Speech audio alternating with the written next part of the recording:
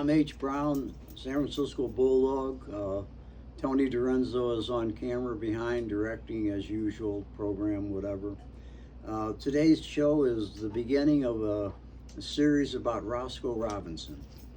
He was born Frank Leslie Robinson. He used the name moniker from the time he was born. His dad named him. He said, looked at him in his crib, Roscoe said, and said, he don't look like a Frank, he looks like a Mickey. So he was Mickey Robinson when he was 14 years old and played stand-up bass in his own jazz quartet. We're talking about St. Louis. Projects down in St. Louis. So it's where we met. It's almost 80 years ago. But anyway, Roscoe was Mickey. The reason I'm doing this now is because Roscoe died on the 4th of September. The obituary, I think, says the 15th, the 5th or something, they found his body. But while I was at City Hall enjoying the comradeship of a couple of hundred firefighters welcoming and announcing and celebrating the ascension of Dean Crispin to be chief of the department, 46th chief, I think, or something like that, department history. But anyway, I was having a good time, and Roscoe was drowning in up in Sonoma County, and drowning on his bicycle in an atmospheric river. Tried to cross a swollen stream, and what's wrong with this picture? Several things. First of all, Roscoe was a champion uphill bicycle racer. I mean, he won, he trained and competed in Idaho a long time ago. But I'm just saying that the man had enough sense to know what was dangerous and what wasn't. And second, what's an 81-year-old person doing on a bicycle anywhere anyway? And third, what's an 81-year-old person doing on a bicycle during an atmospheric river storm trying to cross a rising creek? I think my boy killed himself. I'll be interested to see what comes back, but there's nothing, none of us, the Cohens, Danielle and Becky and myself and Tony Dorenzo are looking around trying to dig out details, but nothing's there yet.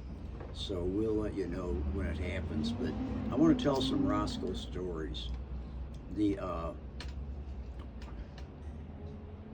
first time I heard of Roscoe a lot. You know, we went to different grade schools and went to the same high school. He was about 6 or 7 months older than me. I think he's a Scorpio, born in September. I'm born in April, so he was 81 in September, last September, and I'll be 81 in 2 months in April. So, we took these tests, these citywide tests, and later when I got in the military a few years later, when I was 18 or 10 or 15 years later, and whatever anyway, they were IQ tests.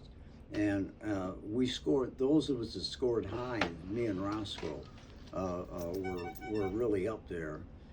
They told us, they took us into the principal's office and gave us a speech. We're project kids. I mean, we don't know anything. I mean, we play in vacant buildings and buildings that are burned down and stuff. I mean, it was St. Louis in the 40s and 50s, the 60s was an exciting place to be. But where was I when I interrupted myself? Anyway, we were we took the test, and Roscoe said, "What are you going to be if you can be anything?" And I said, "I don't know. I had already started writing news stories when I was in 2nd grade at 7 years old, so I thought writing." I said, "What would you be?" And he said, "I'm going to go to Boise and be a carpenter." I said, Boise? What the fuck's Boise? Where's Boise? What's this about being a carpenter? I mean, we're kids and we're all about sports, you know. And this is before television, really. The before television for us, anyway. I mean, the poor people didn't get television till the 50s. So anyway, off on another story. So the years pass, and Roscoe's on a different level than me. I mean, I'm the kid that tries out for the football team all 4 years and only makes it his senior year and sits on the bench third string. Luckily for me, because I didn't destroy my knees and elbows and all that crap that my friends who were stars did. So, but anyway, in high school and in grade school, I was as good as anybody, and our team won the championship in fast pitch softball and stuff like that, city championship. But high school was a different level, and I wasn't good enough for the varsity teams in high school. So the varsity guys who were on the varsity were heroes, and the football team won championship year after year, so they were superheroes. And then one year, when we won the state championship, and Mickey was the quarterback, Mickey Robinson. It's a great name, huh? So, but anyway, I went in the Navy and lost contact with him some. And I remember a story. Yeah, back when we were about 13 or 14, when you're getting the adolescence and feeling your oats and going crazy for the girls. We had we weren't in a gang, but there were recreation centers, and the kids hung around the recreation centers in the neighborhoods that generally had a ballpark attached to them, and then they were all over the city, and then that's where you got the city championship. I don't know how many, couple dozen anyway, different recreation centers but that was the group you hung with, and there were good kids and bad kids, and we had some badass kids in our crowd that we hung with every day at Dunn Center. And Mickey and his people were Soulard, I think, or Hodge. I forget, but anyway, they were in us, and we'd play them in softball and we'd beat them. And in basketball, it would all end up in fights and stuff. I couldn't play basketball anyway. I'm too short to do anything other than talk. Like the ring, that's a nice ring. I tell people it says world champions, and it's got the diamonds and all this stuff. I got that in Las Vegas for a contest for cunnilingus, and I won that, so as a world champion. So anyway, that's a pretty nice ring. Where was I? Back in high school and being horny, yeah. And so guys would violate other guys' neighborhoods chasing women. I mean, it was a West Side Story thing on real life and all that. And but we weren't really gangs. We were just tribal neighborhood, and the neighborhoods fought. And then when you got in high school, the neighborhoods converged, and then you all played on the same team, and you all became buddies. And then you got out of high school, and some of the guys actually bought buildings and formed clubs. And anyway, you played teams. I played second base for somebody till I was 35 years old. Let me put it that way. Church leagues, you know. You keep playing ball and you keep playing ball. So anyway, one of the bad guys in our crowd was a guy named Al Eves, and people called him Brother. And his little brother, who called him Brother, I guess gave him the nickname Brother, would run up and punch somebody who was from out of the neighborhood who was walking by or something. And then the guy, he'd punch a big guy and then start running, and the guy would start chasing him, and he would yell, "Brother!" And then Al would come and beat the guy up because Al was real big. And so that was we watched that, but we never partook in it. I mean, we were not, generally speaking, Dunn Center was a good crowd. But anyway, Al was a badass. So Al shows up one day, and man, he is fucked up. His eyes are black, his face is all swollen. It's like, God damn, man, what happened to you? He says, you know, that Mickey guy. He says, what? The Mickey guy, you know, he sucker punched Mickey Robinson. And Mickey Robinson is the baddest motherfucker. This is the guy that just drowned on his bike on February the 4th, 2025. And Mickey just wailed on him, beat the shit out of him. And I really hadn't hung out with Mickey ever then, because when we got into high school, then he was in a different class than me, because he was in the hero athletes class, and they didn't. They'd speak to you, you know, when you tried out for the team and got cut every year and stuff like that. But I mean, they hung out in they were in a different kind of circle. Except one of the stars was my best friend, Morris Rideout, and he was a fullback, and he was a fullback and a tackle. But he was, his mother was named Ruby Isaac, and Rideout, he died a few months ago. So that's two of the members of that 60 championship team that died within the last few months. But I mean, we're 80 years old, so we expect we're going to die some way. But the way Roscoe died, but anyway, the years went by, and when we got out of high school, I went in the Navy and Roscoe went in the Army. But he went through boot camp, and then they figured out that he had a screwed up hip from a football injury in high school, and they threw him out. So, and I did 6 years in the Navy, 3 active and 3 reserve. But when I got out in 1965, he was, he was never a really good friend of mine until I got to San Francisco in 1980. Let me give, how far are we into this? 13 minutes. Oh, that's good. That's good. So anyway, Roscoe's, I got out of the Navy, and I started getting married, and I married. I was I think 21 when I got out of the Navy, and so I married this chick who was 19, and we were both freshmen at Southwest Missouri State in Springfield, Missouri.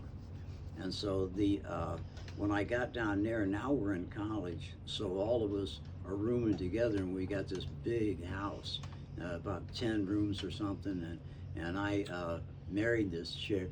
We came to San Francisco in the summer of 1966, so I'd have been 22 then.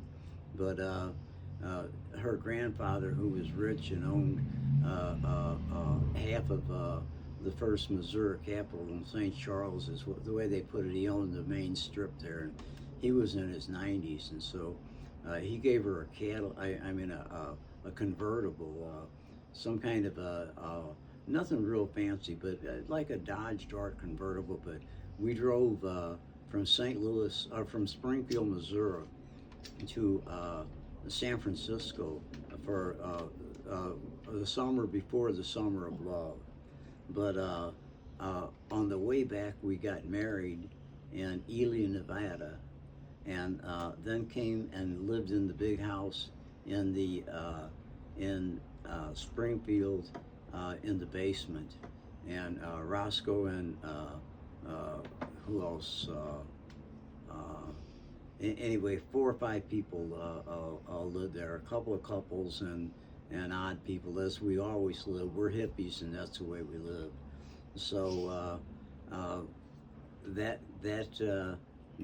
period, Roscoe was studying geography and getting all A's and everything, as he always did. But I got married. I went to St. Louis, got married, and my wife took me on because she liked my brain and my body strength, and she wanted 2 kids. And so we were married for 7 years and had 2 kids. And when they were 1 and 2, she ran away with them, and I didn't see one for 20 years and one for 30. But another story. This is when I married this woman. Was when we were all going to school in Springfield, Missouri. So we came back to St. Louis, and I'd see Roscoe we drank at a bar where we all played softball, of course, and the years go by, don't they? But we were never that close of friends. Even then, it wasn't us. It wasn't until, so that would have been. And I guess I got married in 1967, got divorced in 1973. Then I opened my nightclub in 1976 or 1977. Was bankrupt within 2 years. I was bankrupt when I started, so, but I ended up bankrupt in a really beautiful building. So this we're talking 1977. So. And this is the story of Roscoe. I know I'm working my biography into it, but it has to be because I'm the only one that has my viewpoint, right? I think, maybe, but we'll see. So the years go by, and I have my club, and I don't see Roscoe in any of that time. He's gone by that time. He's living. Last I heard, he was teaching geography at Arizona State, which made sense. I failed in the nightclub, and I started to leave St. Louis, and I ran into an old buddy, Lynn Cletus Boyer, I was a firefighter with him, and Wally Dawson and Steve Trichler. And a bunch of wonderful people at Webster Groves Fire Department, a country fire department, kind of, well, yeah, small town. But anyway, I didn't see him because Roscoe was in California and Hawaii and teaching at Arizona State. Well, teaching at Arizona, and when I started, I didn't realize that he had left Arizona State, and I asked. And I ran into Lynn Boyer, and I said, "Hey, Lenny," I said, "I'm going to San Francisco." He said, "Mickey Robinson lives out there now. You ought to look him up." He said, "But he goes by the name of Roscoe now." I said, "Oh, the last I heard, he was teaching college, was married with a 5-year-old kid and all this stuff and all that." He said, "Oh no, they got divorced, and he went to Boise, Idaho, and became a carpenter." I mean, he did what he said we were going to do when we were little kids. He knew when he was 10 years old or something, or 12 years old, whatever, we took the test. He knew that he was going to go to Boise, Idaho, and become a carpenter. But in between times, he became he taught geography. I mean, and he traveled all around the world. He went completely around the world. When he left, I was I out of the Navy? I was just out of the Navy, because he got on the last trip that this Queen Mary took as a commercial adventure, and it was from New York to I don't know where, and then from there he fought other ships, and he went all the way around the world. But I was on the Queen Mary. I mean, we got on board to see his cabin and see him off and all that stuff. But that was her last cruise, so that was a cool thing too. But he went around the world, and he wrote one postcard. He'd write postcards to the bar, our bar was like Cheers, only lots more athletic. I mean, it was we bullshitted, but people not only played pool. They were sharks. They not only played bottle caps in the backyard, they were the champions of the world. They not only bowled in the bowling machine, but they bowled a 300 every time or whatever and all that bullshit like that, you know. The South St. Louis Irish bars can be pretty competitive. But anyway, he said he got yellow fever when he was in Jerusalem. He was in the hospital a month, but he was amazed at how good the Israeli healthcare was. When he came back, he raved a lot about Israel. He liked Israel, but so I go to San Francisco. That's where we're sitting now, and I call him up, and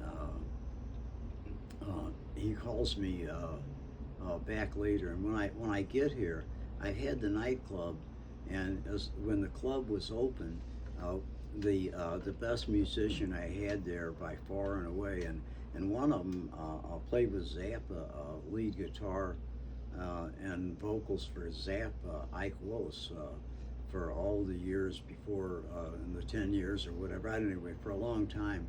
After he left the H. Browns in 77, 78, he went to play for Zappa. And he was with Zappa till he died. Zappa died, I believe. But anyway, the Roscoe, where was Roscoe? Roscoe was oh yeah, I saw, Linda LaFlame had been at my club. She showed up one day, and it was, the snow was heavy all over the roof, and ice and snow all over the streets of San Francisco, and you could barely get around. And it was snowing on the skylight, and my manager of the club came over and said, H, you gotta hire this woman to play. She's the greatest composer. Her name is Linda LaFlame, and she's has a band called Beautiful Day. I could actually, I have the rights to play one of her songs. Can I do that? If you do it quietly in the background, yeah. Yeah, but it doesn't. Anyway, I came to San Francisco, and the first thing I did was look up Linda LaFlame. She was living in Oakland, so I stayed with her and her daughter Kira for I don't know, a couple of weeks or whatever. But I by that time I got in touch with Mickey Robinson, who was born Frank Robinson, who had become Roscoe Robinson, and a carpenter, and a master carpenter. I mean, he was really good. He did stuff like he worked for the really super red chair, and they'd do stuff like a woman showing the picture, and she said, "Here, this is the floor on the floor of a castle in France, and I want that on my floor. Can you do it?" And Roscoe said, "Sure." And he made up a template.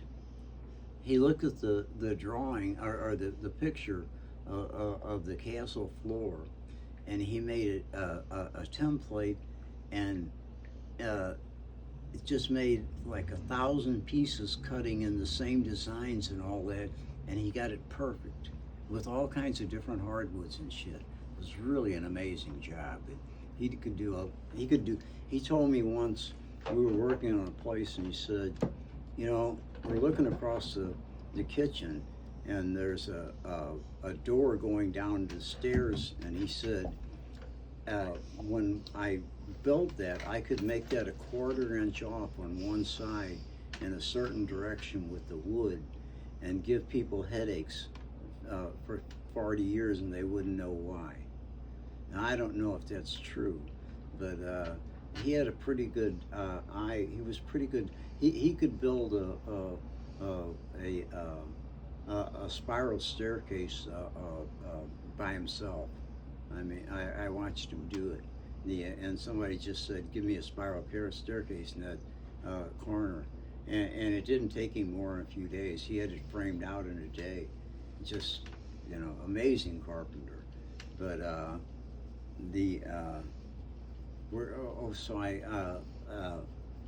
he said later, he said, yeah, he said, I got a message and somebody said that, hey, Roscoe, somebody named H-Bomb called you.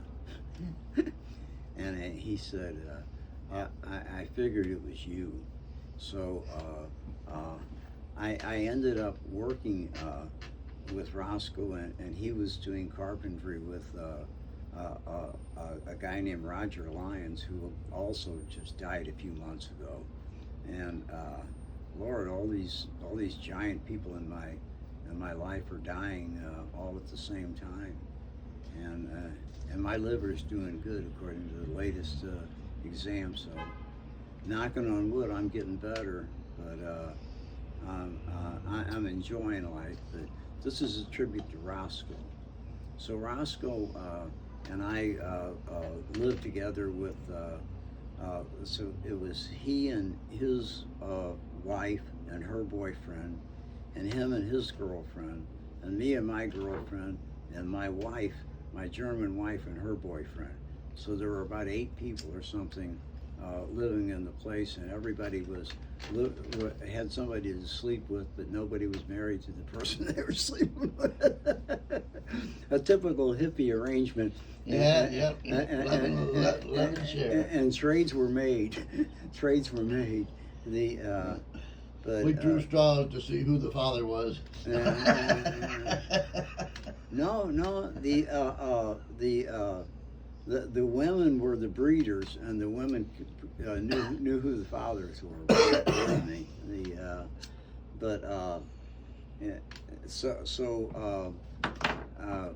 Anyway, we had a party. We had a party there.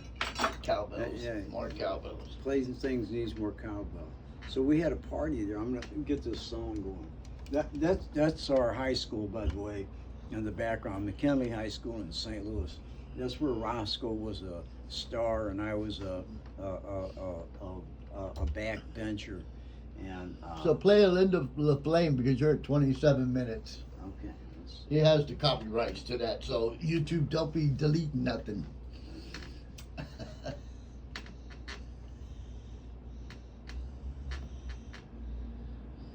It actually comes up.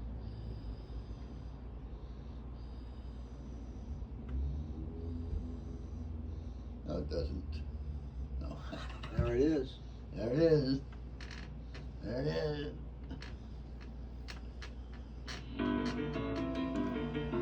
Is that okay? Yep. Right. Anyway, that's Nesca. So you got to the end of the song to finish your video. Okay. Nesca wrote this when she was playing at H. Brown's. Nesca is Linda LaFlame, Linda Rudman, but her sister was first piano in St. Louis Symphony for 50 years. She and Linda grew up. Listen to this. This woman can play.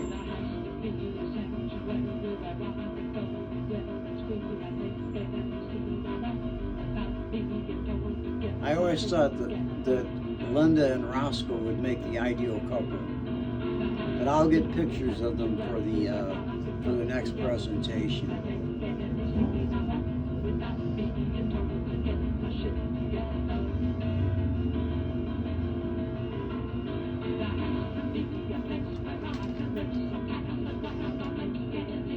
I'm going to close this down listening to Linda and remembering that I'm cutting off with, I'm going to, from Linda to live at Vicksburg, and Vicksburg was, wow, sex, drugs, and rock and roll, you know, that's what San Francisco was, period, for me. Now I've only got the rock and roll left. Actually, if you call pot drugs, I got that all the time. And I'll smoke some now. This is Nesca. We're honoring Roscoe Robinson, Frank Robinson, Mickey Robinson, who died on February the 4th, 2025, drowned.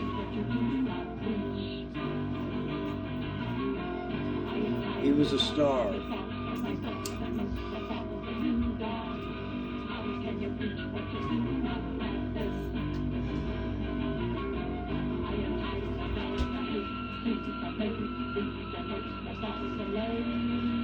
I ran marathons with Roscoe, a few of them, and a few 10K races.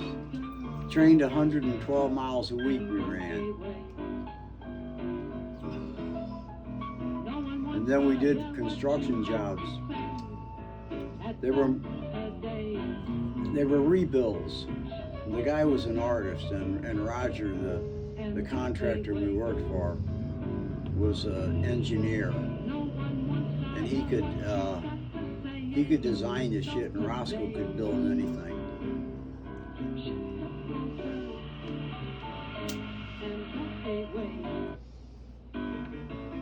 This is Nesta, and here's the end. Next time.